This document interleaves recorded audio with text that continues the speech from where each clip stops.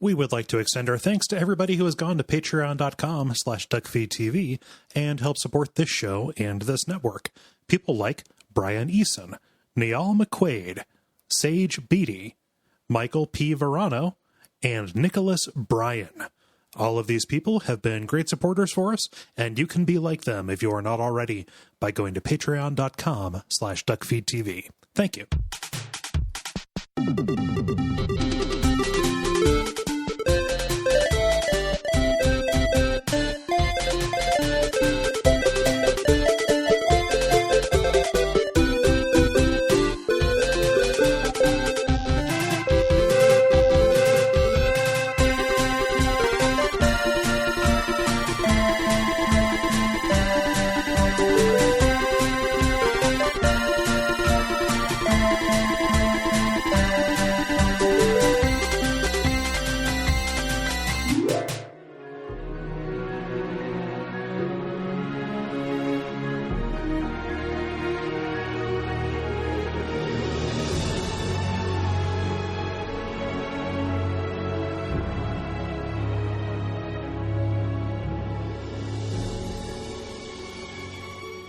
My name is Gary Butterfield. My name is Cole Ross.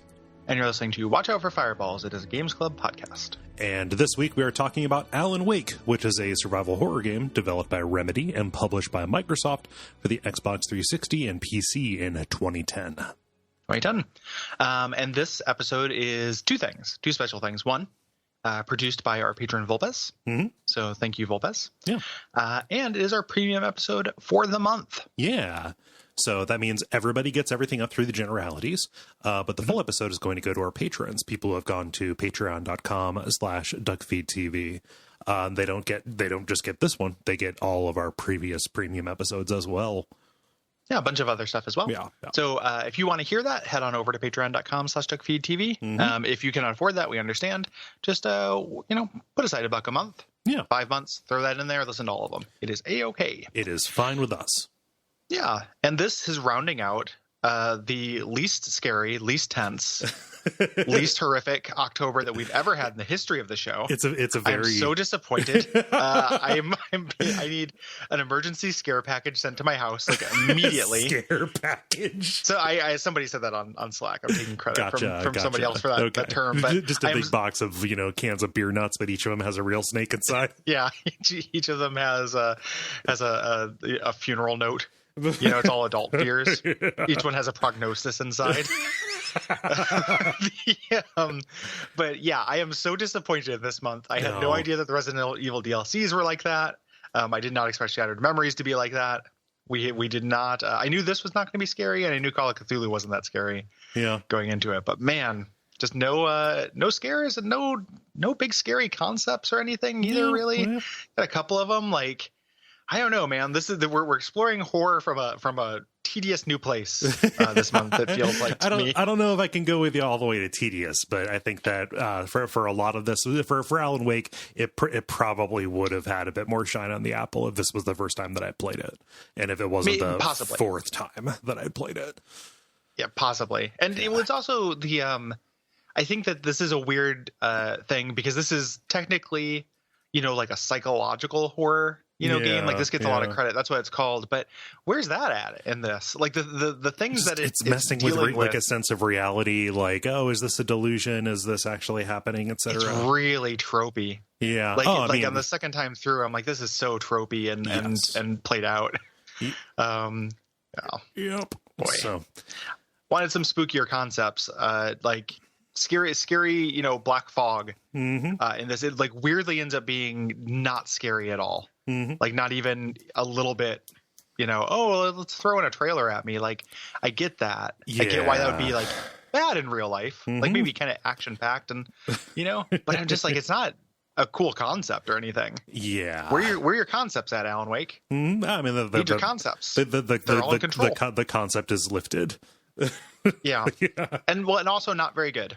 I don't think the concept is that interesting. Yeah. Like we'll get into it, but like, man, if this has that, somebody's writing a thing from Stephen King, the thing that they're writing matters. Yes.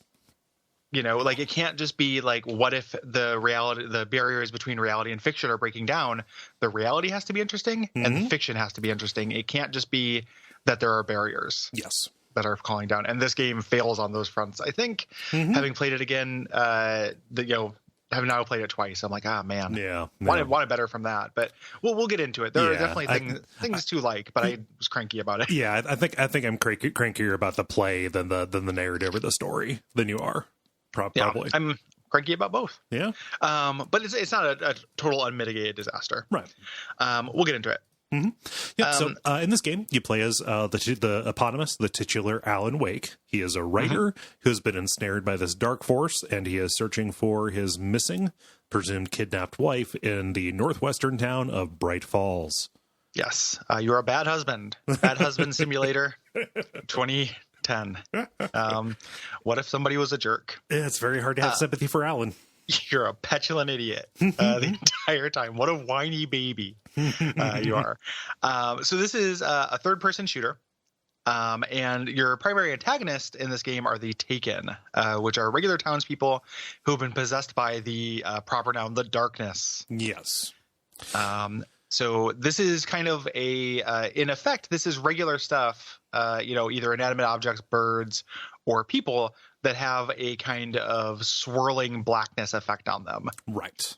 And I think that's a shame. Evil. And I think that's a shame because if you look closely at people who've been affected by the darkness for longer, they do have like some body horror stuff going on, but it is all hidden by that swirling black fog, which is a little bit of a problem. Yeah. Yeah.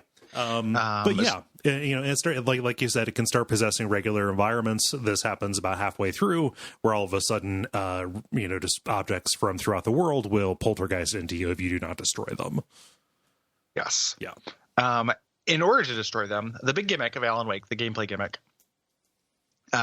is this whole thing with light and darkness. You have to shine a flashlight or other source of light on them long enough to get rid of their dark shield. Once you get rid of the dark shield, you can then shoot them. You mostly do this with your flashlight, which consumes Energizer brand batteries. Important. That's important. Yep. And it's very product placement-y. And the batteries go down. This is kind of where your survival part of the survival horror comes in. Yeah. There's a mild amount of resource management. I never wanted for batteries. Even close. To that, but and the big thing that uses up batteries is focusing the beam. So this is like every light in the game has a weird super version that you can do that consumes a lot of batteries but is way brighter. Yes. So if you just use the regular beam, eventually it will dwindle down an enemy's shield. If you focus the beam, it goes faster, but you deplete the battery more quickly. Yes. So part of managing the rhythm of combat is trying to figure out which of those is the better tack to take, which burn rate. I mean, basically you always focus. Like you almost always want to focus in on the enemy. You can not do it so the game doesn't become unwinnable, but you are always focusing. On enemies, at least in my experience. I never just let somebody play it out. There's a certain amount of push and pull in regards to that, especially like on higher difficulties and stuff. It never becomes much more interesting than that. But that focusing the beam is not like a regular, like, I twist the end of the mag light and it tightens the beam. Like, he is focusing his willpower. He is like willing the light to be stronger, according to one of the manuscript pages. The big effect that this has, other than getting rid of the shield, is slowing enemies down, which turns the combat loop in Alan Wake into like basically juggling. The entire game, every encounter can be broken down to you managing your surroundings, almost like playing a root beer tapper. Oh yeah. You're slowing down, the right enemy is trying to do triage all the time until you can get them the shield down. So then you just kill them as quickly as you possibly can. Yes. So that is basically the loop. Of this. There are a couple of things that complement it, which we'll talk about, a couple of other items, but that is essentially what you're doing. Yes. The other items that you can use end up being oh shit buttons of varying degrees. So you have throwables like flares, or flashbang grenades. Flares making their second appearance in the month, weirdly. That will either hold enemies at bay, like the flares do. They'll do a little bit of damage if enemies walk into the field of light, or flashbangs, which are, along with the flare gun, your strongest weapons in the game. Yes. Yep. There are also light sources in your environment, such as work lamps, headlights, things like that. These also can be focused, like the not the work lamps, but the spotlights. Such. Everything has this. And you use street lights as checkpoints, like areas of a lot of light, and standing in those recovers your health. Yes. Yeah. And those often have little recharge boxes. I want to call them bear boxes, but I know that's not what it actually is. It's just where you keep your picnic baskets. No, it's just emergency boxes with like batteries and bullets and stuff like that. Yeah. Strewn about. But yeah, once this armor is gone, you have regular guns to finish enemies off. So the rhythm goes burn, burn, burn, burn, burn, shing, and then 3 pops, and then a regular enemy goes down.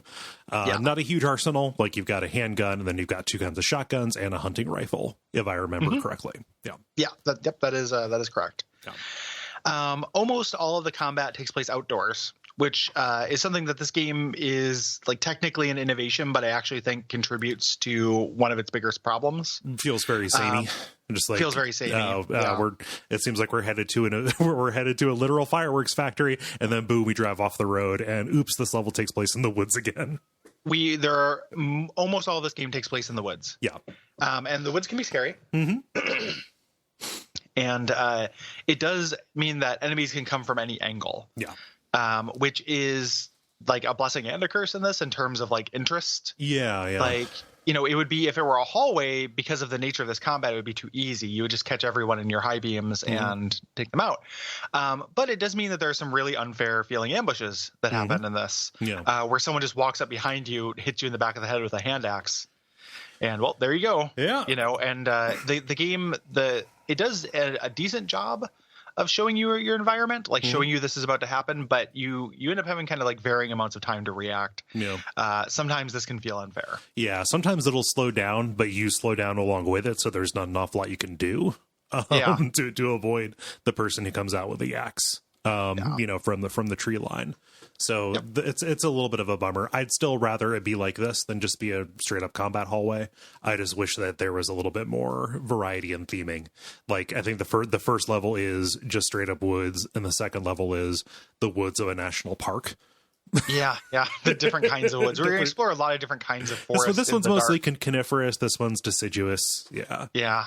And it sounds like we're joking, but that's basically it. And you're still doing woods nonsense, at the end of the game. Yes. Like, it's not all woods, but there's still woods or woods vibes. This game, as far as survival horror goes, one of the things that I realized that I really like in the genre is I like I think of this genre as being largely about exploration. Yes. We talked about that with Shattered Memories, right? Like one of the reasons why I think those combat sections failed is because it turns your environment you'd previously been used to into nothing, into a wireframe maze.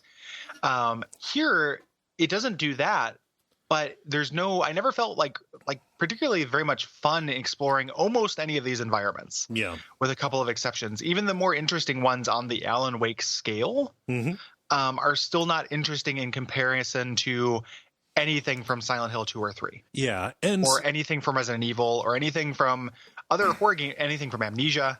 Like, just in terms of like the concept of where you're at and your ability to see a cool, striking, and most importantly, like different or varietal set piece. Because Alan Wake has one of the tightest bounding boxes of games we've done. Like, the possibility space for what you can see and what you can do is so narrow in this game up until the last 10 minutes. Yes, up until the very, very end. At one point, you spend like a fourth of a chapter on the town's main street, and that's a fun level. There's only a certain amount of like expression that can come through, or a certain amount of statement that can come through when you are going through the woods, and the woods can be scary. If your game is about how harsh and unforgiving the wilderness is, that's cool and fine, I guess. Or if something scarier was there, because the Taken aren't scary. it's real weird. Like the restraint this game shows, like it feels, I can imagine a person saying, or even almost a version of myself who admires the restraint of this game rather than repudiating it. Like I think that the restraint of this game is a real problem. And part of it is just like, we have these environments, but if the most interesting thing you can explore in this game is Main Street and it's dark outside, but nothing else is different, that's crazy. Like that is really limp. It's real weak sauce. They save the let's say artificial environments, the man-made environments for the daytime sections, which are all just walking and listening to people talk, and are more interesting, but are still really straight putts. Like they're interesting in the way that, like, it might be interesting to explore a trailer park, but it's not like a trailer park with anything happening in it. The restraint is just so intense in Alan Wake. Like I was very surprised, especially thinking about this in terms in comparison to Max Payne, this company's previous game, where you would, and those sections sucked, where you're like tightrope walking over those blood tightropes. But it was still surreal. Like you would have kind of like, there's a stronger emphasis on the surreal in those games from time to time than there is in this one, until the end again. And the DLC leans more heavily on the surreal. However, it also leans incredibly heavily, much more heavily, on reusing environments. So you're going through the woods, but maybe there's like 10% more surreal going on. And I just really wanted, there's an element of like, almost in a video game for horror, there's an element of extremeness that I think I really need. Like you can do kind of like a subtle horror game, and it can be, and when I say extreme, like I don't mean that it needs to be this like Giallo gore fest or anything like that, but extremity is a tool in the horror game's toolbox. And it's an important one, right? Like Pyramid Head, I know that, so, that is a taboo thing in the Silent Hill community. Like people, have mixed feelings about how overused that character is and how he became a mascot for the series and such. Part of the Pyramid Head doesn't work because he's a big scary nemesis figure. He works because the first time you see him, he's like having sex with a weird mannequin thing. He's scary because of what he does. Not just what he is. And that scene is surreal, and it's really outside of the norm. And Alan Wake never does that. I don't think there's anything in this game that is shocking to see. There are a couple of things that are kind of neat, but there's at no point do you explore an environment with something like weird in it. And I'm like, why is there nothing weird? I feel so safe during this. That extremity, I think it has to, it works, and it can work because it stands athwart against what you might expect, right? Like the extremity is something it can ramp up to, and I'm down for, even as derivative as this is, a Lynchian quirky little town or what have you, but it's got to go. It's got to go somewhere. This also isn't that. It's this is only superficially that. It's only very superficially that. We'll talk about it, but that's also something that in my mind, I remembered that being a way bigger part of this than it is, but really it is just playing with those kind of tropes. It's less that than Deadly Premonition, but Deadly Premonition, even that is like, it's Lynchian in the main character and a couple of the side characters, but you still do street races to to Green Day. In it, like that is a semi-Lynchian game. And I had the thought, like, while playing this, that like, maybe I like David Lynch, but I don't like things that are Lynchian. That's like possible. Like if you were just kind of playing with in the sandbox of Twin Peaks, maybe that's not good enough. Like maybe you're not doing a good enough job. Like Twin Peaks itself, great. Like I still haven't watched The Return, don't at me. But like I like Twin Peaks a lot. I think that's really cool and unique. Obviously super important. Love Twin Peaks. Most things I've seen that have been inspired by Twin Peaks I've found really wanting. I mean, it feels like it can adopt a bunch of shorthand, either from Lynch or from Twin Peaks itself. I think this was a really just a dire time for that. Think about something that would cite or quote Star Wars in 1992.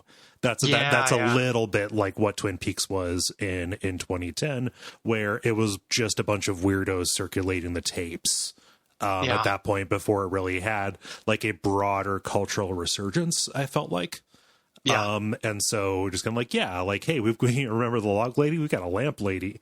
And that, like, I think that the expectation is that that does more of a lift. It gets you further. They think it gets you further than it actually does. There's a lot of that overconfidence I read in this product. Yes. On a couple different axes, like most of which are gameplay related, but I definitely think that they think that the reach is further than it is, than it actually has. Sorry, I feel like I cut you off in the beginning of that. What were you going to say? No, but before that, I was going to say just like the extremity and the Lynchian idea. Like, I don't know, you spending a bunch of time in the regular ass town without actually having anything really horrific happening.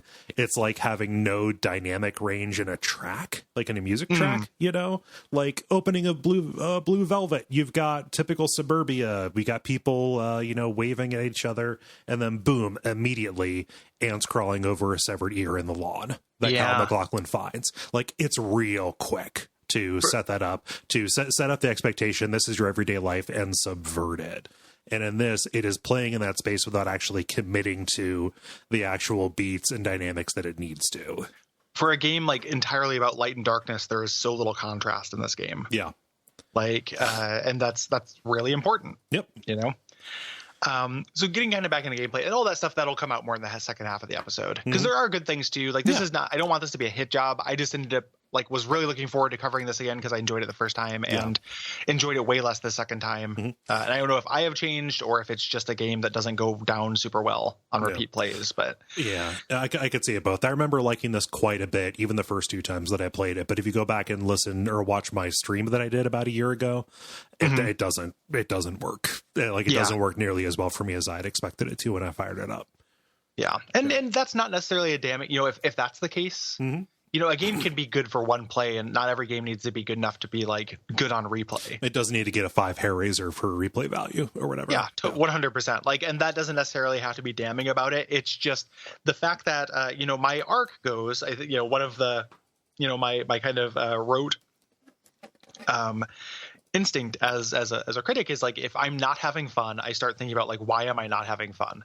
Like, this isn't scary or atmospheric to me and I'm bored. Why am I bored? And like, the answers for those things tend to lead me to these things of like, oh, like, there's no contrast. I know I'm not going to see anything weird. All these things that are actually pretty damning when I say them out loud. And it comes from just interrogating why I'm not enjoying myself. And it would be really hard if the answer was just like, oh, I've seen all this stuff before. That would be hard to find the reason for it, because there are reasons why it doesn't have the replayability. Like, that's not super damning, but the fact that I could replay Call of Cthulhu and like actually like having my expectations set made me like that a little bit more than I did the first time through. Whereas replaying this, I was pretty disappointed. So kind of getting back into gameplay stuff, you have a dodge. You can do a little, it's exactly when Alan does it. It's exactly like that frame of Marge crumping. You crump through it. Which I always thought that was like just an animation, like a Lomer kind of thing. I didn't know that actually came from her like saying she would crump, and like I watched the scene where she actually does the dance and stuff. I was like, oh, that's late Simpsons. That's why I don't know that. Yeah. Like, by late Simpsons, I mean 2004 or whatever. But it's when we say late Simpsons, we mean less than halfway through the run. Yes. Yeah. But yeah, it was I watched that scene in preparation for this. But you do that little dodge. If you do it perfectly, time slows down, which does not help you very much. Right. It feels like a cinematic, like a bullet time kind of thing to show how cool it is. And then we get into the most realistic part of Alan Wake, which is that as a writer, Alan Wake cannot do more than a light jog without getting winded. Yeah. You have a stamina meter in this, and like, man, if you make your stamina meter invisible, God help you. Yeah. No. Like, God help you. You gotta go. So many survival horror games do this.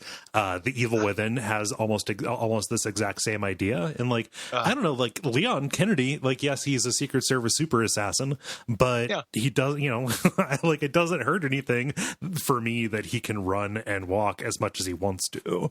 No. I mean, for this, I only ever found this getting in my way when I was trying to cover distance in between set pieces. Well, and that would be, to me, this feels like an easy fix, right? So the reason why this is there is so when you're in an actual combat arena, you can't just like dun, dun, dun, dun, dun, dun, dun, just run around crazy and just run circles around these monsters. They need to make you stand and fight, but just turn it off when you're not in combat. Yeah, just that would be an acceptable break from reality. And just let me, when I'm trying to cover distance, if there's nothing dangerous afoot, just let me sprint. Spoilers for next month. Like I'm 2/3 away through Human Revolution because I just wanted to play that game. Adam Jensen, the augmented super cop, also can only really do a light jog for a short amount of time. Most of him is metal. I know that's true. He's heavy, and he's going through withdrawals from his enzyme paste or whatever. Yeah.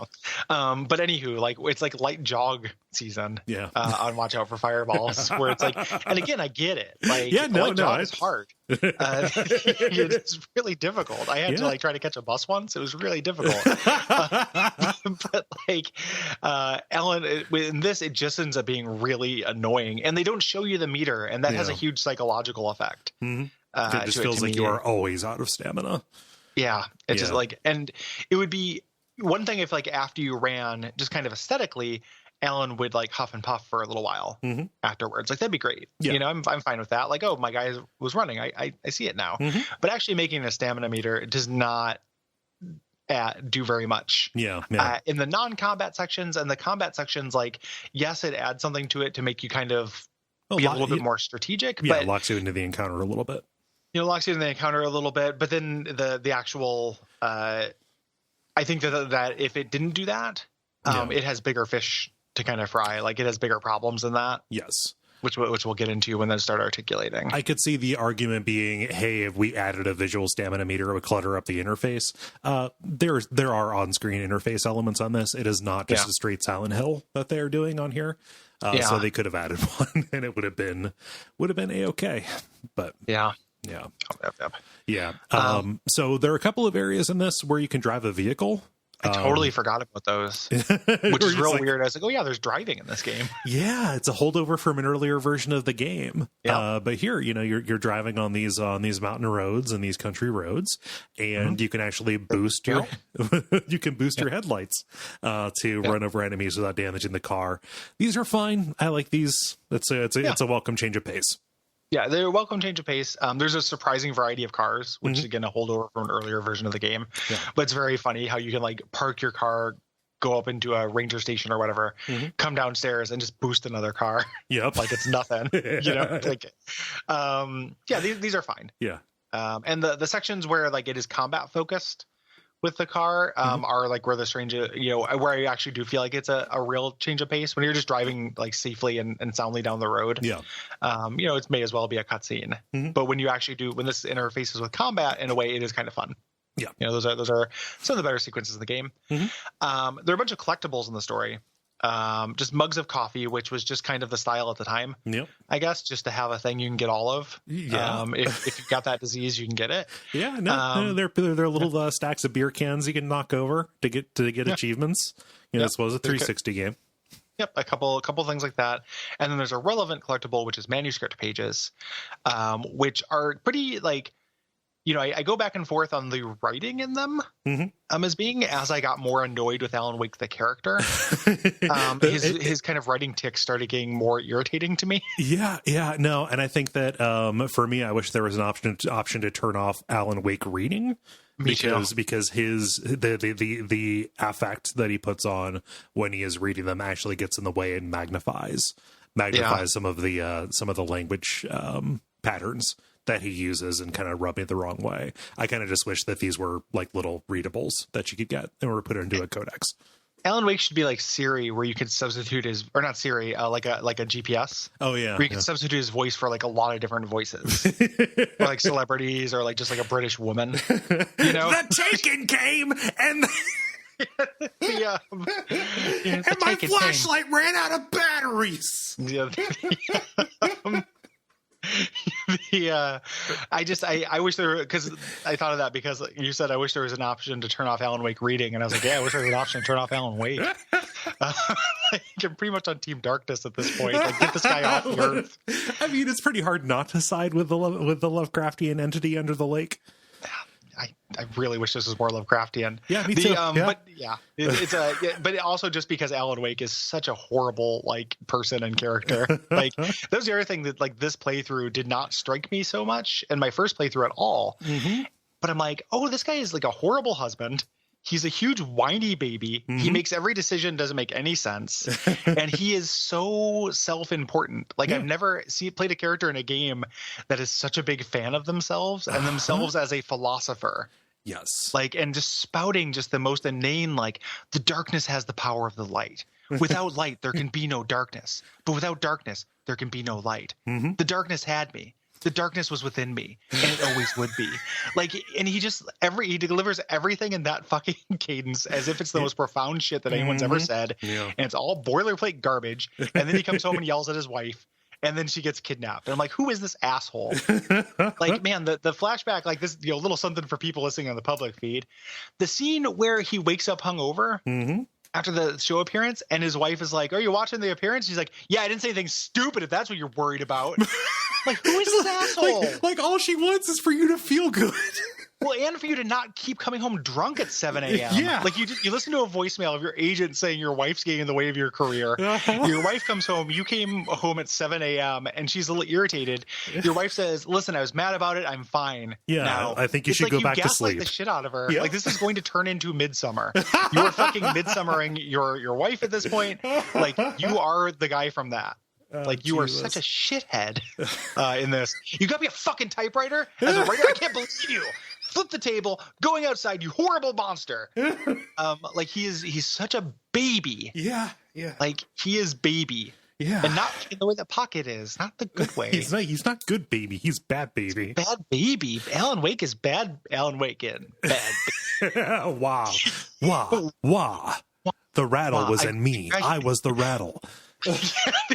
I grabbed the rattle with my right hand. It shook. I said, is this what object permanence feels like? I didn't know, and I never would. Because I looked away and wondered if the rattle was still there. I wondered if the rattle wondered if I was still here. Peekaboo indeed. Yeah. Game for children. But perhaps I could play too.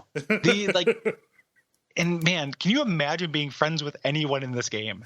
I was like, I know that like likable characters are not. It's not a requisite, right? It's not a requisite, but like every person, like I mean, we're gonna meet fucking Barry, and that guy gets under my skin like nothing in this thing. And like these characters are all horrible. Why I don't want any of them to succeed? Yeah, no.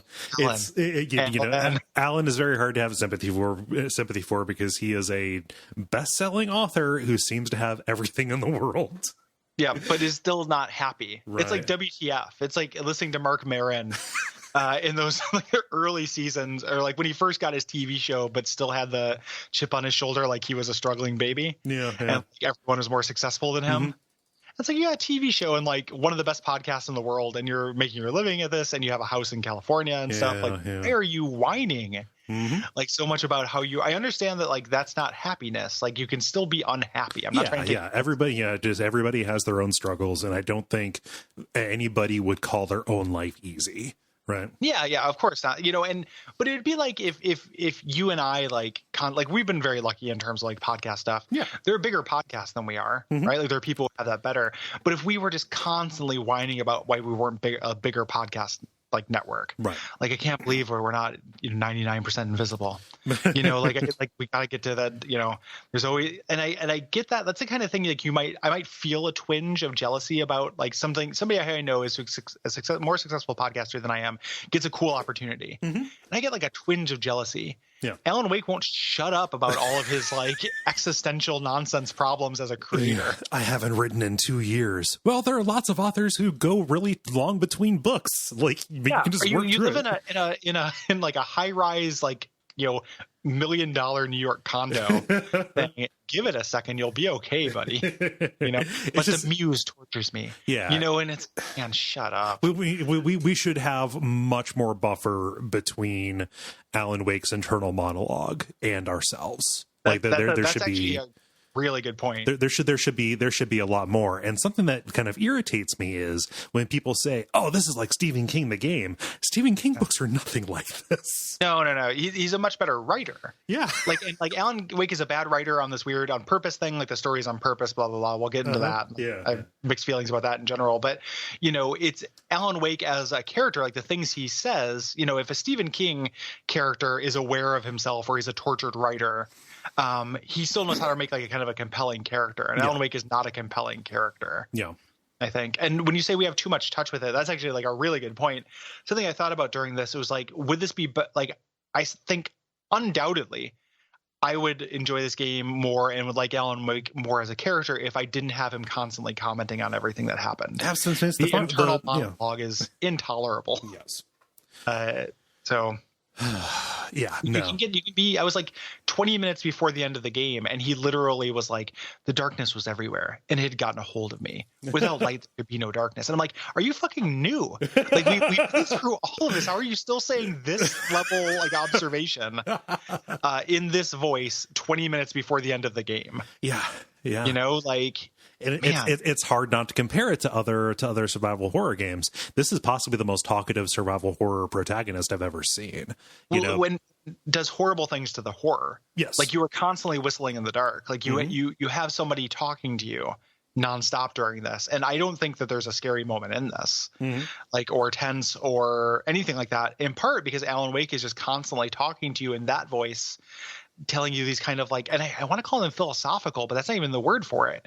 Like saying over and over, without shadow, there can be no light, without light, there could be no shadow or whatever is not a philosophy. No, like there's not a lot of philosophy in this game. It is a game that like, I do think like ultimately, judging on the video game curve is a little bit smarter and deeper than maybe things that were coming out at the same time, but does not clear the smart or deep hurdle. It's graded on a curve. Yeah, graded on a curve, yes. It is playing with some kind of themes and messing around with some ideas that are more interesting than the average game. It doesn't do anything with those ideas, other than just kind of say like, hey, wouldn't this idea of fiction becoming reality, isn't that a cool concept? Yeah. But I don't feel like this says anything, and there's no like truth to be gleaned for Alan Wake, but it's delivered as if it is constantly blowing your mind. Yeah, because it is talking about things like creativity and the power of fiction, et cetera, et cetera. Yeah. And just taking us back to the outline here just a little bit, you find those manuscript pages, which are the unfiltered internal monologue that is going on here. And it's kind of neat how these will foreshadow things that will happen later on. And it's kind of neat how it will give you a little bit of backstory. Like there's one particular character whose actions make no goddamn sense at all unless you read his backstory in these in these pages. And I like that this makes you go out of your way to go get them. I just wish that the actual content of the thing was a little bit, again, I wish that there was a little bit more of that buffer. Yeah. I was actually going to, before I got frustrated by just thinking about Alan Wake the guy, I was going to say something positive about the manuscript pages too, which is I like their relationship with time. Yes. I like how when you pick one up, there's a fun little puzzle to kind of figure out when the thing you're reading happens, if it is in the past or in the future. Because it can be both. Yes. And they do some kind of clever things with like foreshadowing. With it, and I think those are actually really neat. Yes, yeah, it's good. I like that as a thing. It plays in with the story really well. I mean, like after the opening of the game, Alan Wake, he loses an entire week where he has written this manuscript, and the pages get scattered all over the place, and the manuscript that he writes is dictating the events of the game. Yeah. The result of an errant breeze. Is that what he says? Yeah, Alan Wake. No. Okay. I mean, he could have. Okay. An errant breeze had blown my manuscript all over town, and now I had to collect them. A bunch of every page I picked crows. up told the story. And he uses that same cadence when he's talking to people too. He is. Barry, the real I need to get a flashlight. Barry, my wife is missing. Yeah. Flashlights need batteries, and I knew I had to find them. If I open up the screw cap at the end, I could insert the batteries one by one. But if I put them at the wrong end, the flashlight wouldn't work. Like the real American There's a diagram on the inside that shows where the positive and negative battery terminals go. The plus indicated a positive side of the battery. The minus indicated the negative. The real American Nightmare is like if you had to go to Denny's with Alan Wake at like 2 a.m. in high school. Ooh. And that is the American Nightmare of him just sitting down like laying out his philosophy on the back of like a placemat. The fluorescent light flickered on my grand slam, and I looked at Barry and wondered, could my slam be grander? Yeah. Ah! Man, Barry, like high school, Alan Wake babies, man. Like Alan Wake and Barry in high school, like the visual novel that is the way that I die. Yep. Like I has been foretold. Just like somebody, waves enough Patreon money under my nose for us to cover something that I know I'll hate, and it literally kills me. To have Alan Wake and Barry, just their relationship, just going back and forth. Man. Barry's got to go. Barry's got to go too. Like I don't know. They're all bad. The other neat thing, and this is great.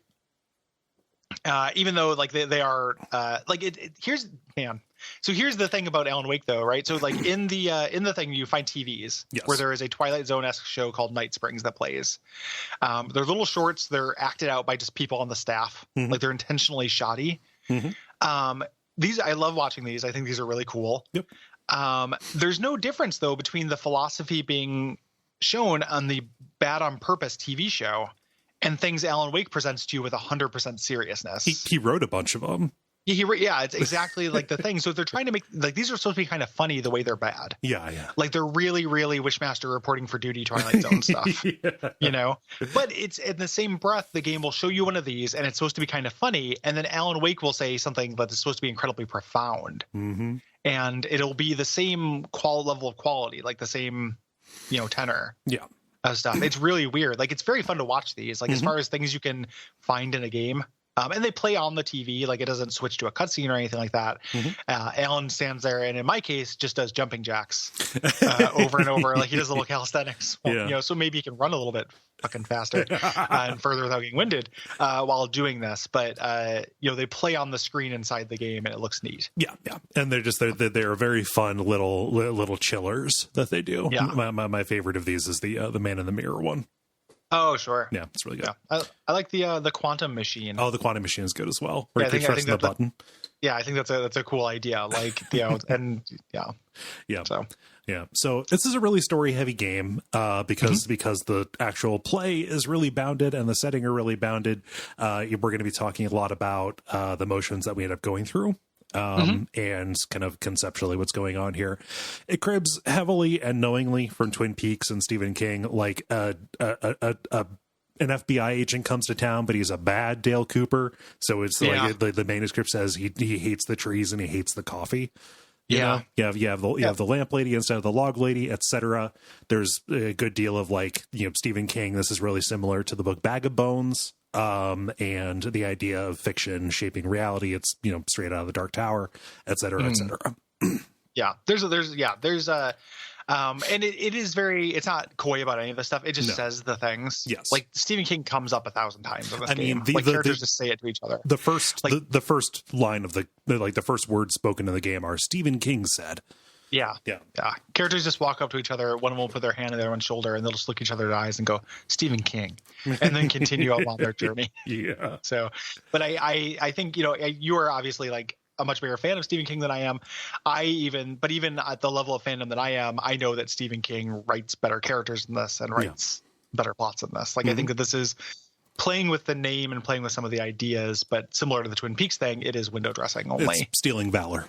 Yeah, it is stealing valor, like in an almost real way. Like if that weren't if that were somehow a real complaint, not to So and what I'm saying by that is that is oftentimes wheeled out in inappropriate situations. Yes, as opposed to what it would be. It is the name for an actual phenomenon, but it is often. Yeah. I mean, it is overused to the point where it's a joke. Yes. Yeah, I'm not saying that no one has ever stolen valor. Right. One of the other things I like about the game, though. And the positive stack is how it's structured.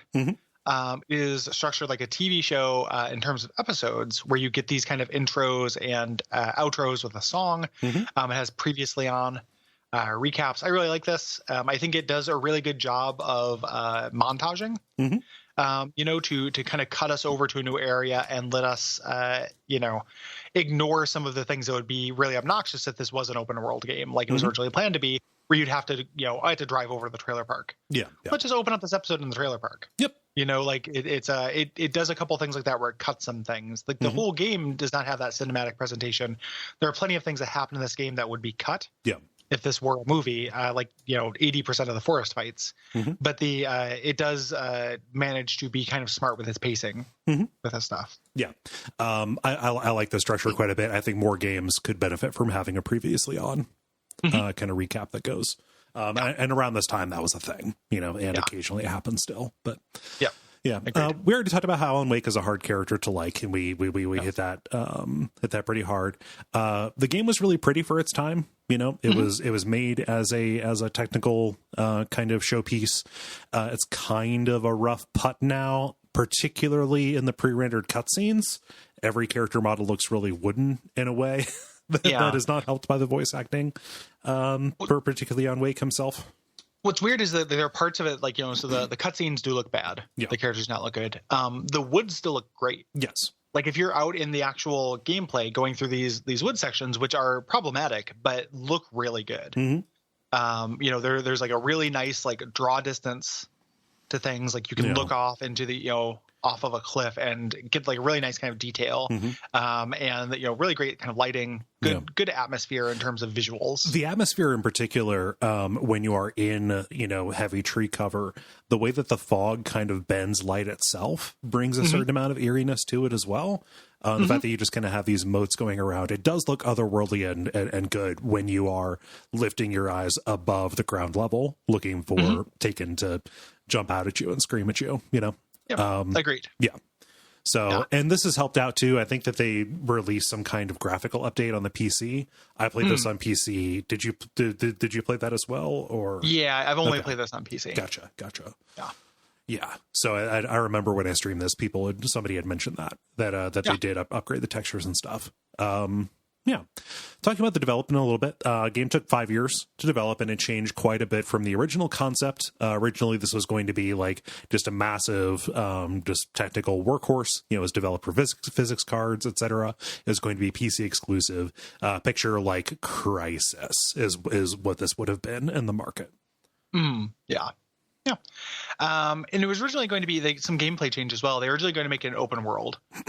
They dropped with that, and they actually dropped that and went in the opposite direction with this, because this is very cinematic, very railsy, and it made me wonder why they thought where the open world came from at all. Yeah. The idea, other than just the fact that it was like the style at the time. It really makes me think what they were thinking, ask what they were thinking with that. And there are some vestigial elements like the carjacking that happens in it. But this would not work as an open world. No. Even having kind of other areas you can kind of explore with this, which would free up and add some desperately needed variety to the pace of play. You would still be stuck within the bounding box of the verbs you can do. Yeah. In terms of combat. That would have I don't think it would be particularly additive. Yes. Yeah. This game has really heavy product placement, which is very funny. This feels like an anti-endorsement for Energizer batteries to me, because you chew through them so quickly. Yeah. It's like he's got, instead of a flashlight, he's got a Game Gear that he's shining on everything. Although this game did get me to order a new flashlight. I did not have a big flashlight for my house, so now I have a 4D cell mag light. The game did that, or the No. I was playing this and also reading stories about that Pacific Gas and Electric blackout that was going on in California, and I was like, I should probably get a flashlight for my house because winter's coming and power outages are going to happen. So, I go with spooky candles. I'm going to use my phone in the dark to grope in and get a candle. And then if, the wise man said, "How will you find the candles, my son?" With my phone. But with a flashlight. Yeah, with my phone. Okay. We have a flashlight we have with us all the time. Okay. But I like a big flashlight. I'm not criticizing your flashlight purchase. Yes. I was just also talking about what I will do once we lose power. Oh yeah. The beginning of the end. When the grid goes down. Yeah, when the grid goes down. So Energizer, there's also everyone uses a Verizon cell phone. The weird cameo from the Verizon guy where he explains Verizon to you. and then Alan Wake just one-ups everything he says is really strange. You know? Does that actually Zero happen? money down. No. Okay. And just imagining Alan Wake delivering a commercial for like, they have the best 3G network in America. I wondered, would I get signal? Would the darkness interfere with it? Or would the signal get me? You know, without signal, I couldn't make a call. And without making a call, I couldn't call Alice's kidnapper. I needed to call her because I wanted to get my wife back, and the kidnapper had her. However, I was worried about what he would do. And just like in one of the DLCs, Alan Wake straight up says, "Can you hear me now?" Boy, really? Yes. The Wikipedia I read about this, they talked about the product placement, and the guy, the main director, his name might escape right now. Sam Lake. Excuse me right now.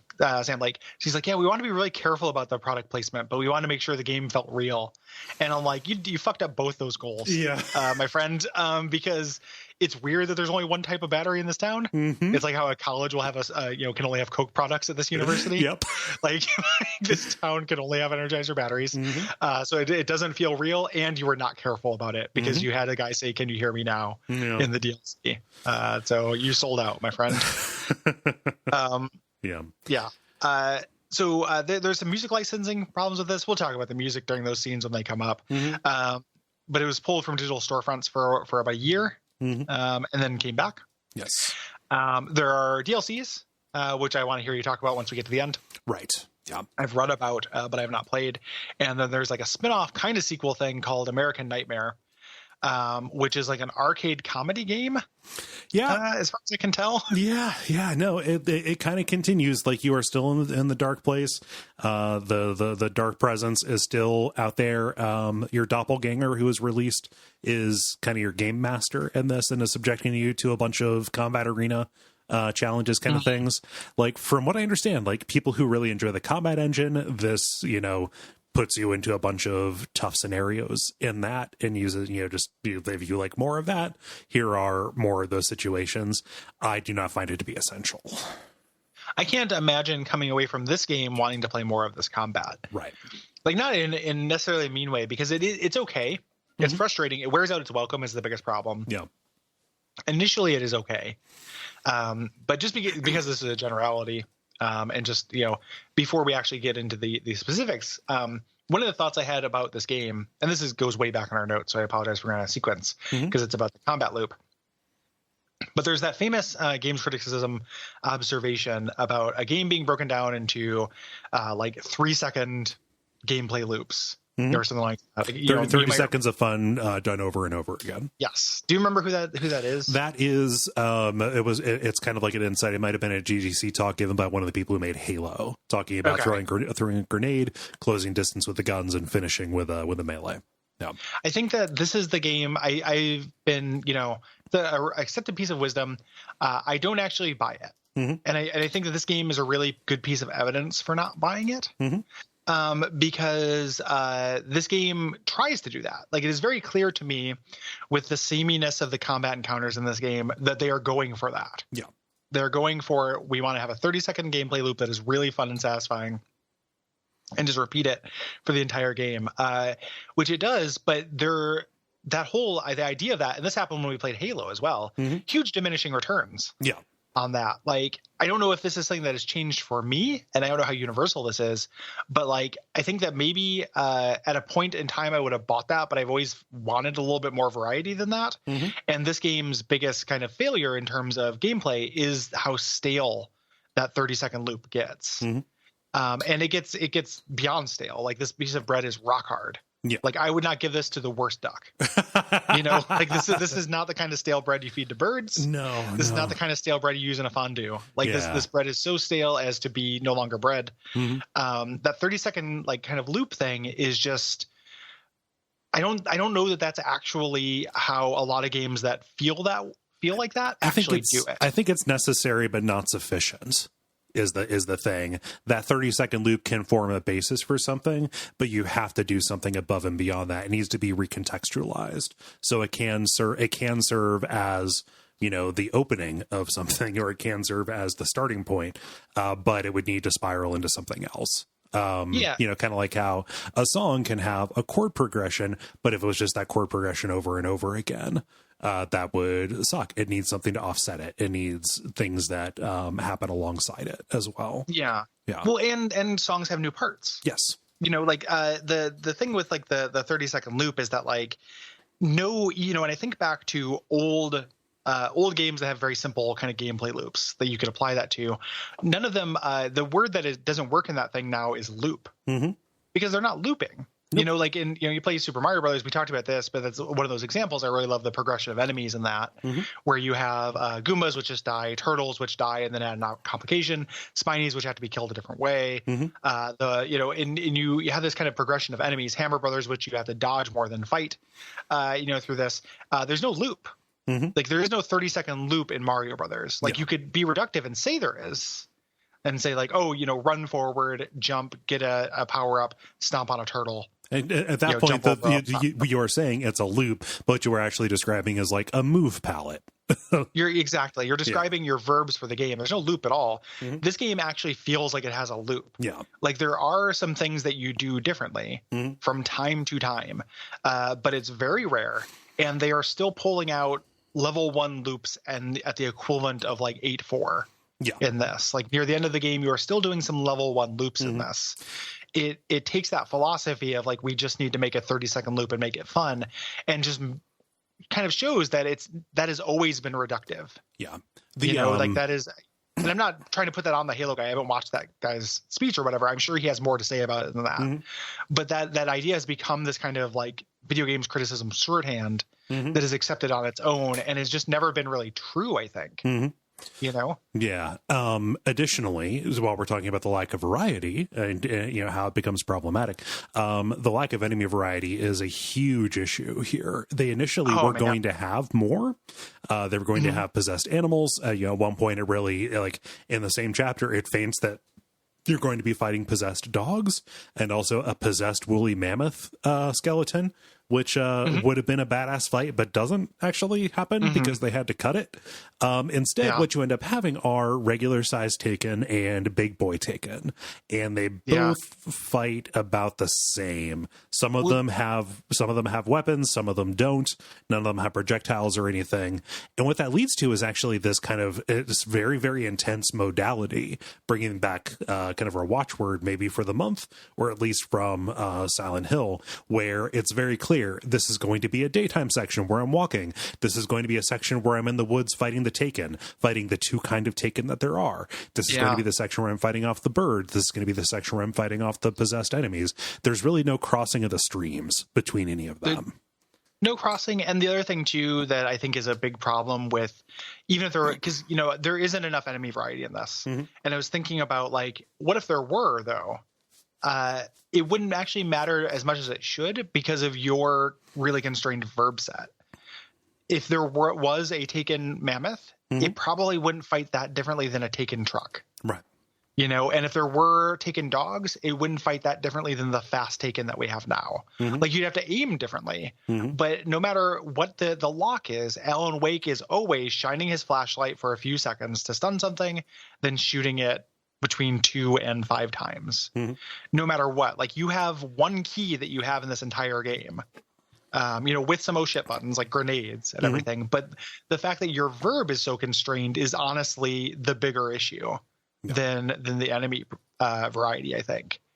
Like if you had an enemy that didn't have the shield, it would be a little bit different. But they wouldn't do that. It wouldn't make sense because it's light and dark, and that's the gimmick of the game. Yeah.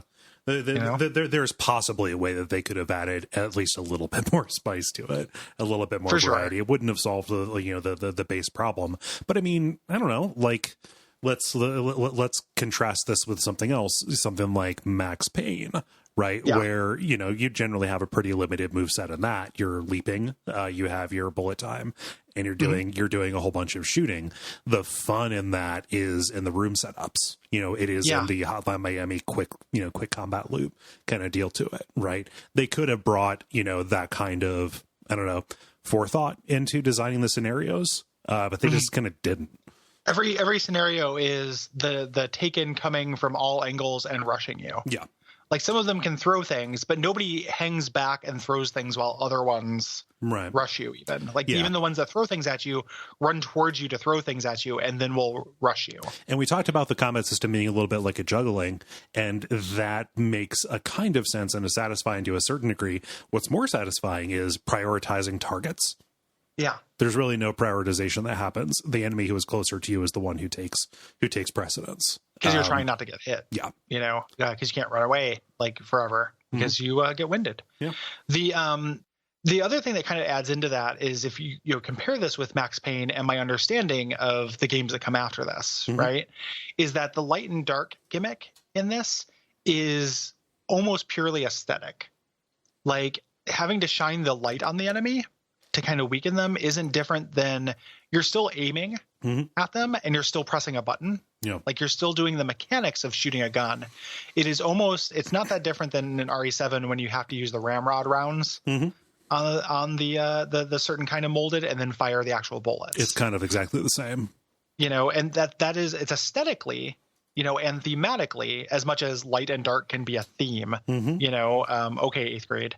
But you know, as much as light and dark, not the movie, but as much as that can be a theme, like it is aesthetically and thematically a thing, but mechanically you're just pointing a cursor at something and holding down a button.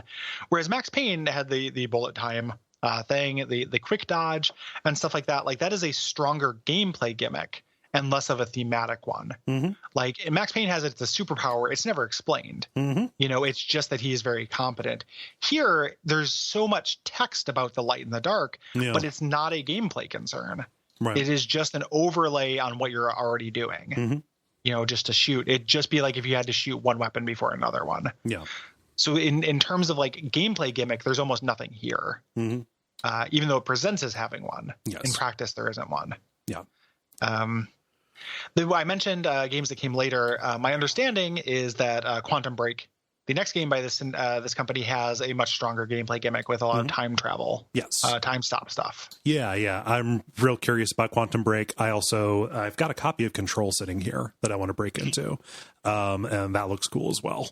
Control sounds great. I love the SCP stuff. And like, that's basically what it sounds like. Yeah. I am very interested in Control. You know, I'm taking playing this definitely put me off it for a little bit because the people who complained about Control complain about the gameplay portions of it. Like people say it's a clear improvement, but the people who don't like it are like, oh, it's repetitive and too hard. And I'm like, man, I just Remedy's combat post Max Payne right now doesn't sound good to me. Yeah. No, I dig. Yeah, it seemed like a almost like a follow up to Psyops to me, and that made me horny. So that would be cool. Yeah. But yeah, in Control, like they're tying stuff together. Like there's memos that confirm that Control takes place in the same world as this. We'll see how that actually lands. Something that I would be really wary of is Remedy working with a production company to make an Alan Wake television show. Yeah. Hopefully they get the guy who played him in the game to play him on the TV show. So fortunately that can't happen because the visual so the person who acts in the live action segments and the person who Alan Wake his appearance is modeled after, that's like a Finnish guy and the voice actor does all the overdubs on top of everything, so that's why everything looks that in the TV show. Like I don't know, just do it all in ADR. Yeah, just ADR the entire TV show. Alan Wake is always go ahead. He's always having to hold his hand for his mouth. No, Alan Wake is always sick, so he's always wearing like a surgical mask. Yeah.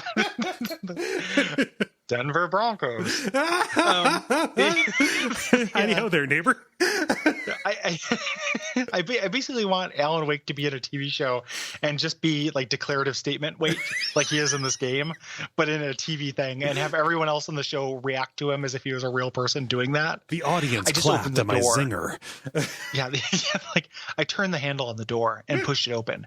Afterwards, I walked through, entering the room. What are you talking about? Like, get out of here, man. We told you to stop coming over here. Nobody likes you. I heard the insult. It hurt my feelings. That's what we wanted to happen. Yeah. That was the point, Alan.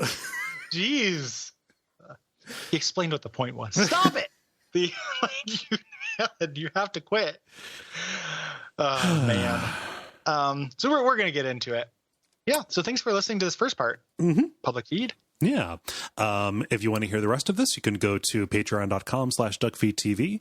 For $5, you get the full episode and many, many more things. Access to a whole feed of premium episodes and a whole other show.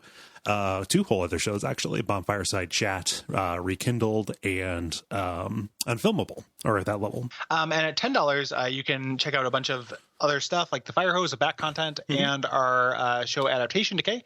Did a very fun episode recently about the House of the Dead movie, and also a bunch of Duckfeed Presents, which is when me and Cole have something we want to talk about but doesn't fit into a normal show. No. And we've been running through the Ari Aster oeuvre, and that's been really fun. Yeah.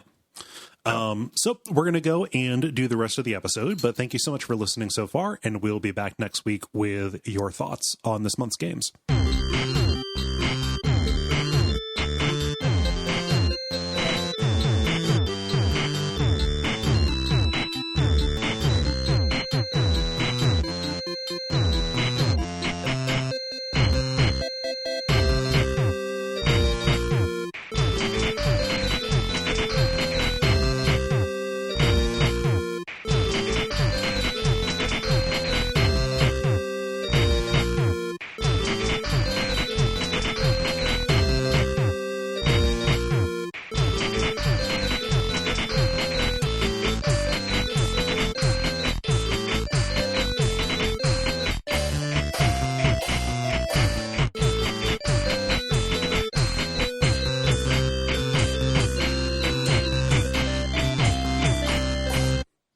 If you're looking for a game that, sorry, Greta knocks something over.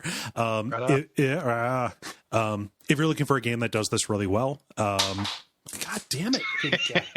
Sorry, she got a hold of a bottle cap. 1 second. A little drunk. Right. I shouldn't be dropping bottle caps. Okay.